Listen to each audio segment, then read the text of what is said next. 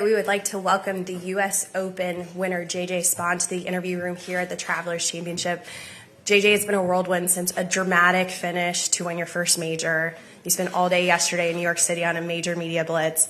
What's the last 2 days been like for you? It's been pretty hectic, but also very fun.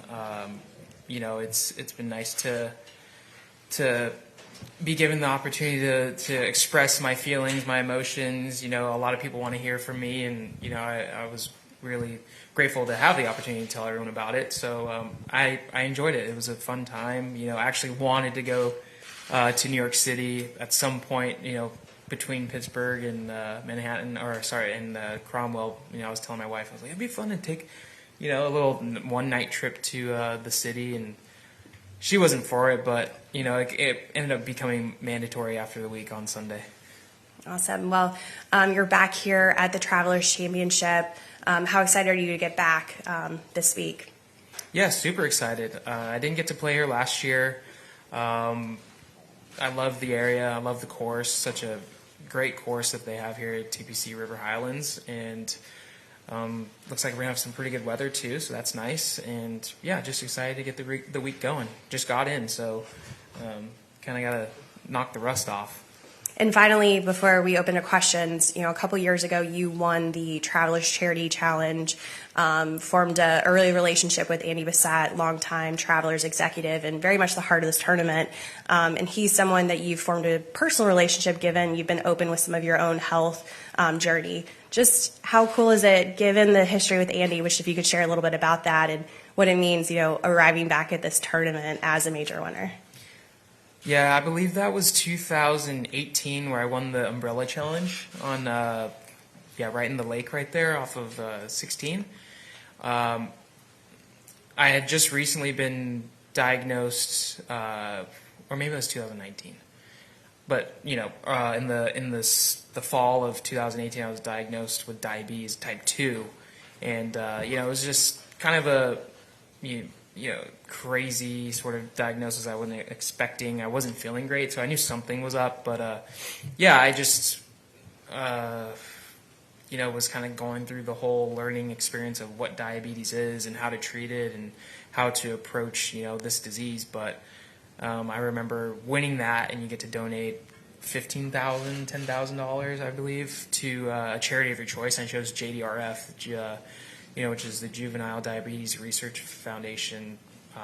And when Travelers got word of where I wanted that donation to go, Andy Bissett kind of broke down apparently and was kind of touched very deeply, because he's a very integral part of that charity and donates quite a lot of money too. And so that initiated our connection. And he's kind of been there for me the whole way, where if it was doctors I need to get in touch with, or CEOs of JDRF, it's been nice to have that connection and his network to kind of help me along this journey, because I'd just been diagnosed with it, but diagnosed incorrectly. But then even when I got my diagnosis, corrected, I guess, it was even more so helpful to have JDRF and Andy on my side to kind of help me navigate another new territory, I guess you can say. So I'm happy to be back. Hopefully I can win the challenge again and donate some more money to JDRF. Very cool connection. Well, with that, we'll open up some questions. If you have a question for JJ, please raise your hand. We'll get a mic. We'll start right here with Doug. In the last couple of days, you've become a U.S. Open champion, gone to number 3 in the Ryder Cup standings, very busy the last 2 days. Where's your head right now as you prepare to play this tournament?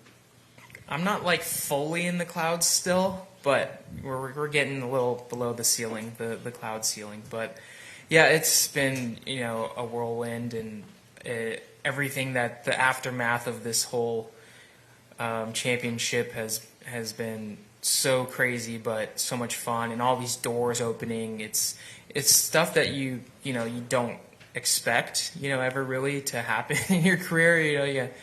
The Dodgers reaching out, and Ryder Cup potential, and the Today Show. It's insane. But I'm super grateful to have won the championship and be given this experience, and something I'll never forget, obviously, for the rest of my life.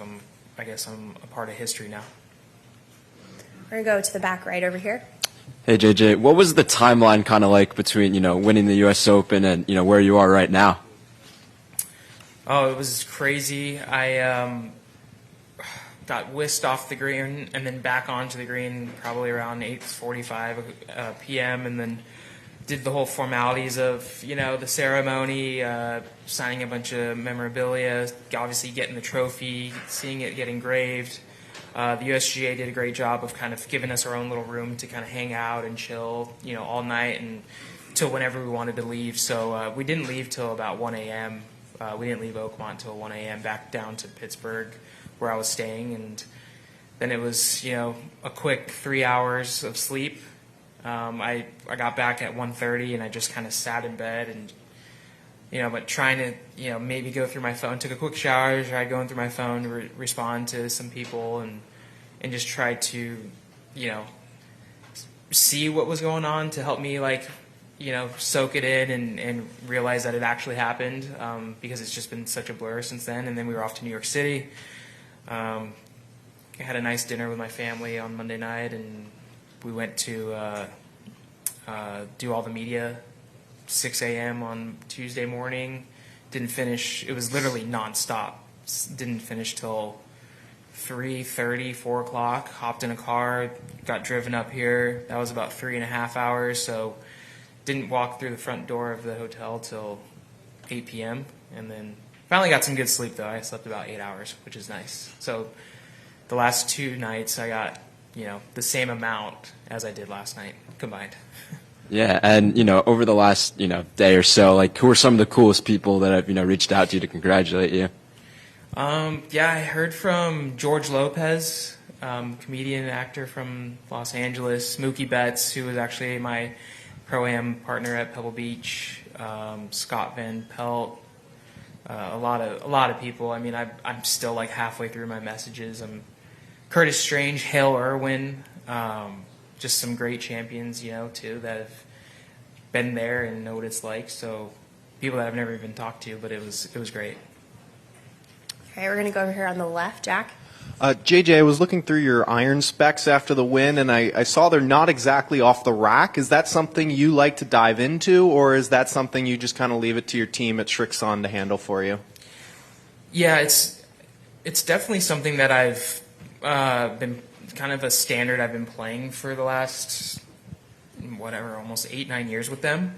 Mm-hmm. I don't have, an incrementally, sound, I guess, progression and lies and stuff and lofts. It's just kind of been, I like to tweak it to where I feel like it needs to be to help me hit what I want with that club. And it's just been, something that the team at Shrixon is, just kind of kept very consistent. And, we haven't changed anything really at all.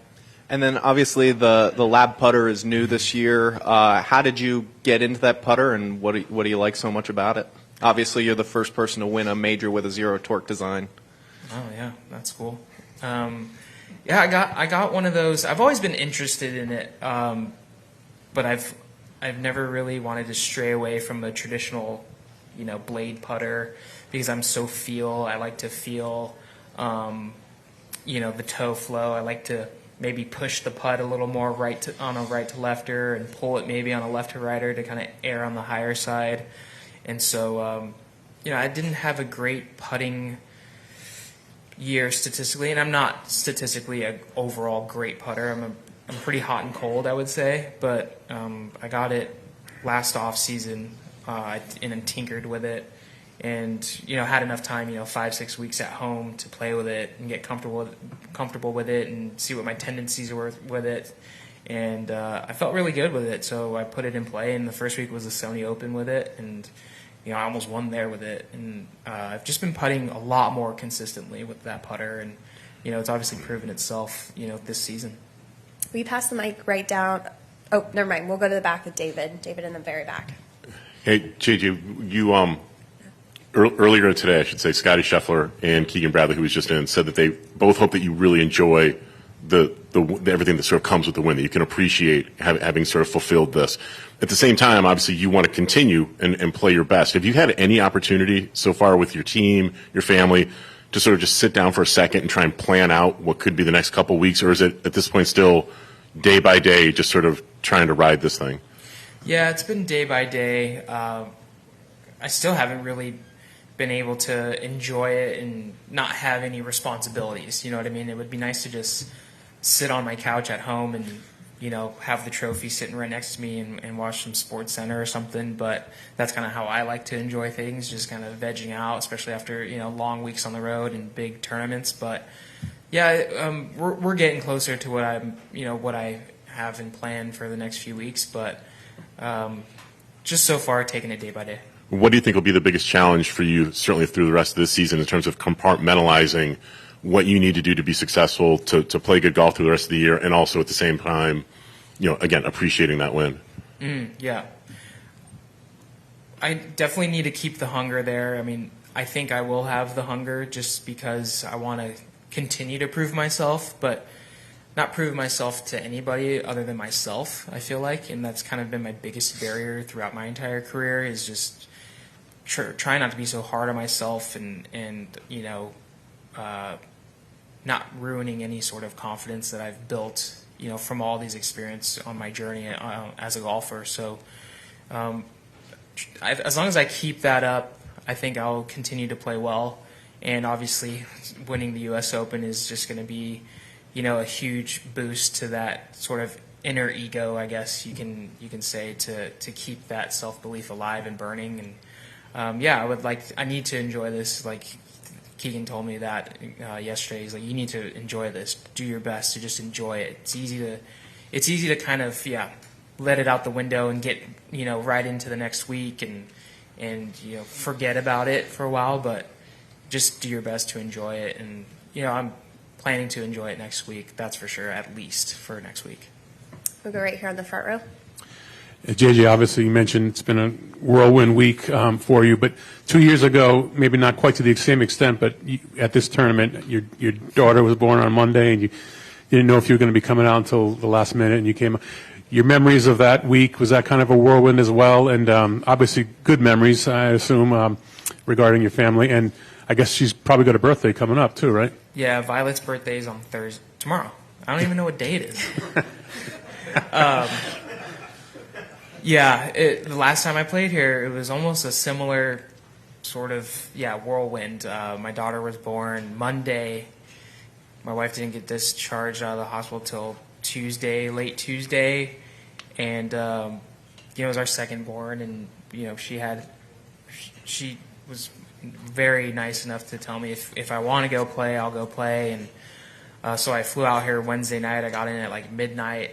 And luckily I had like a 1:30 tee time Thursday, but just literally, and keep in mind I had a week off before because I'm pretty sure it was the U.S. Open I wasn't in, and you know, we had been in the you know, the Shea birthing center for 4 days prior to that, kind of getting ready, going in and out, being in triage for the birth, and so I didn't really touch a club till, you know, I didn't touch a club 5 days before I even teed up in the tournament. So it was wild to come all the way from Scottsdale to Cromwell. Was kind of a journey and getting in late, but you know, I had to do some extra diaper duty for leaving her so quickly, but we made it work. Are they here this week, the family? Yeah. Mm-hmm. Yeah. We're going to go on the front left over here. JJ, as you look back on the last year and a half or so from where you are now, that point you've told the story where you nearly stepped away, now obviously you're U.S. Open champ. What's your big takeaway from that rise, and what do you hope people take away who learn that story? I would say pretty cliche, but to never give up. I think the biggest thing is there's two ways you can kind of, you know, take away when your back's up against the wall. You can kind of succumb to it and just say, oh, okay, like, this is my way out, or I'm going to fight back. And I've been kind of through these situations in my life, you know, before. And I've always kind of fought back and come out on the other side instead of kind of succumbing to it and letting it get to me and ending any sort of dream I had, whether it was, like the diabetes or, going through a bad slump in golf. So I think that's kind of the mindset. And I think it just shifted my perspective where, if my fate is to be on this tour, if my fate's to be a U.S. Open champion, like, it'll happen. And all I can do is just try my best and give myself the best opportunity to play my best. And I think taking a lot of pressure off yourself is the biggest way to do that. All right, last two questions. We're going to do Keith and then Kevin. Keith on the right. JJ, you've been an incredible ball striker throughout your career. When you hit the shot on 17, the tee shot, did you know? Knew what? That is 1 in 12 feet? No. Well, when it was in the air, it looked really good. I'd hit really good drives there all week, even in the practice rounds. In the first practice round, I played the back nine. I hit it to probably 20 feet. So I had good imagery in my head on that tee shot, and it fits my fade. I prefer 99% of the time to hit a left to right shot with my driver. So kind of given the situation, I just picked my spot, tried to start it there and bleed it off that bunker, and it was amazing because you can't see, it's 14 yards uphill, so you can't see anything but the top half of the flagstick, at least for me. Maybe Tony can see the whole flagstick. But you can hear the crowd, just the roar, growing and growing as the ball was getting, closer and closer, and then the big, oh, miss sort of, screams. So, yeah, it was cool. It was, probably the shot of the tournament. As a follow-up to that, then, real quickly, when you go through your pre-shot, do you use a lot of visualization, like when you're picking your spots and everything, and do you think about historical shots, to make you feel comfortable? Is that part of it?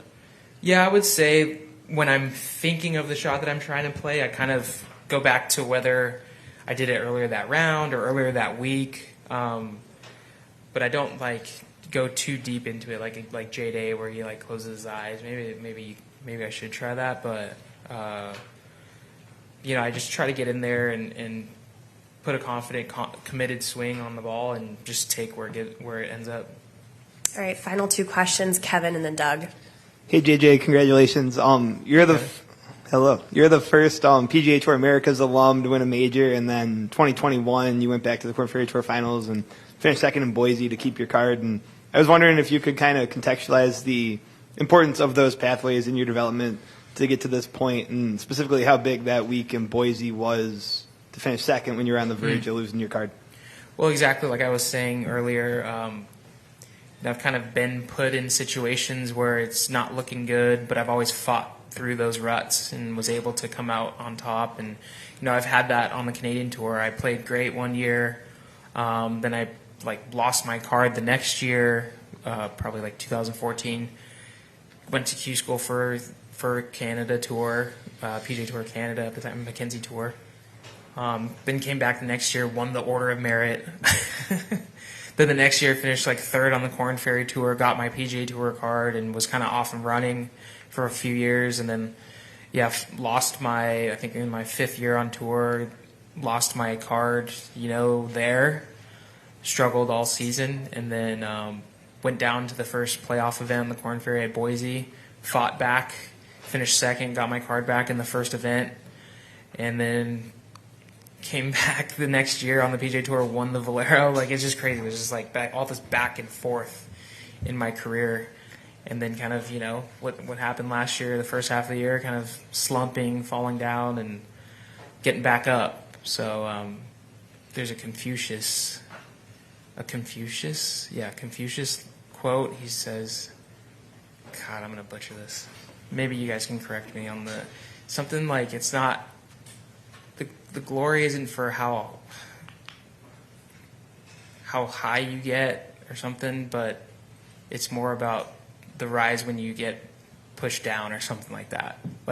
The glory isn't for how high you get in your peaks. It's more of when you bounce back. that's where it's at. So that's kind of, I feel like, my career. Final question from Doug, right in front of Kevin. What, the Confucius quote? It's Google. Never mind. There's a lot. The nervousness, if you look back, the nervousness, or even if there was a sense of calmness that you felt over the last hour at Oakmont, how did that compare with what it was like in San Antonio? Very similar.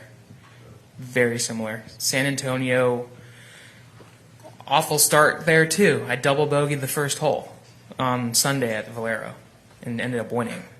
I think the only player at the time to do that was Tiger Woods at the U.S. Open in 2008. So I knew at the U.S. Open, this, at Oakmont, I didn't have to get to a fiery start, even though I was 5 over through 6.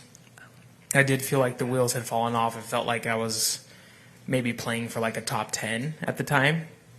But the rain delay and the weather delay where we stopped play, that was pretty big, I think, and the shift in momentum and kind of getting to go back into the locker room and reset. Because the same thing happened to me at the Players this year on Sunday. I was leading going to Sunday. I was a couple over par on the front 9, lost the lead. Boom, rain delay going into the back 9 for 3-4 hours. Came out, fought back, and got myself in the playoff with Rory. So when I knew that happened, there was just so many weird things that now looking back, so many weird things that I have connection with the U.S. Open at Oakmont that I don't see how I couldn't have won. If someone had told you on Sunday at the U.S. Open you're going to be tied for the lead with 3 holes to play, would you have expected to be nervous? Probably. I think it was just the way the round was going, where all the momentum was in my way, in kind of my corner. I was, putting good swings on the ball again. Whereas if maybe I was letting it slip and then ending up kind of like in the same situation, like then it would probably be very nerve-wracking. But the comfort there that I was like pulling these shots off, hitting really good shots, kind of in the zone, I guess. That's what helped me feel comfortable and not nervous at all, actually. I mean, I was definitely nervous, but it wasn't like that nerve feeling where you like can't even stand over the ball kind of a feel. But I think that kind of comes with, the fact that I was playing really well, and I played so well to get myself the lead with, 1 hole to play. The quote is, "Our greatest glory is not in never falling, but rising every time we fall." There it is. Thank you, JJ. Yeah, thank you.